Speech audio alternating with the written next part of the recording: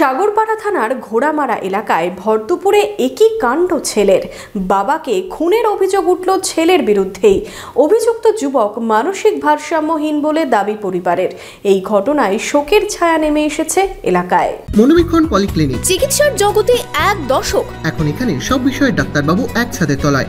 Phone করুন 7477799515 এই নম্বরে। ছেলের বিরুদ্ধে একই অভিযোগ সাগরপাড়ায়। বাবাকে খুনের অভিযোগ উঠল ছেলের বিরুদ্ধে। জানা গেছে শুক্রবার দুপুরে সাগরপাড়ার ঘোড়ামারা এলাকায় নামাজ পড়ে বাড়ি ফেরেন নজরুল শেখ। সেই সময় বাড়িতেই ছিলেন তার ছেলে টুটুল শেখ। অভিযোগ, বাবাকে দেখেই অশালীন ভাষায় কথা বলছিল ছেলে। তারই প্রতিবাদ করাতে ছেলে বাবার উপর ঝাঁপিয়ে পড়ে।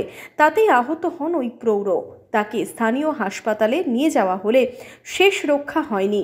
আজ জুম্মার দিন নামাজ টামাজ পড়ে বাড়িতে এসে আমরা সবাই বাড়িতে আসি। তারপর দেখি তো ছেলেতে গালিগালাজ করছে, মানে ওই ছেলের আবার একটু মির্গি আজার আছে। নিজের ছেলে? নিজের ছেলে। আচ্ছা, তো একটু মির্গি আজার আছে, গালিগালাজ করছে। আমরা গেলাম যে কি গালিগালাজ করছে এখানে, আমাদেরকে করলো। তো আমি বড় বাগান নিয়ে চলে আসলাম যে ঠাই কোয়া খাতে বকে রাখো, আমার মেয়ে জব্বা আছে দিয়ে নিয়ে আসার পর ছেলে কিছু ছিল না, ঘরে ঢুকলো, 8,500 টাকা ছিল, নিয়ে এসে ছিঁড়ে ফেললো। কিন্তু ছেলেটা মির্গিয়াদা এরকম বহু লোককে মারিয়েছে, কিন্তু পাড়ার মানুষকে না হলে কমপক্ষে 20-25 জনকে মারিয়েছে এরকম। তা আমরা বলতে চাইছি ওই ছেলে জানে পাগলা গারো দেহ, যেখানে সরকারের আওতায় একটু থাকলে আমাদের।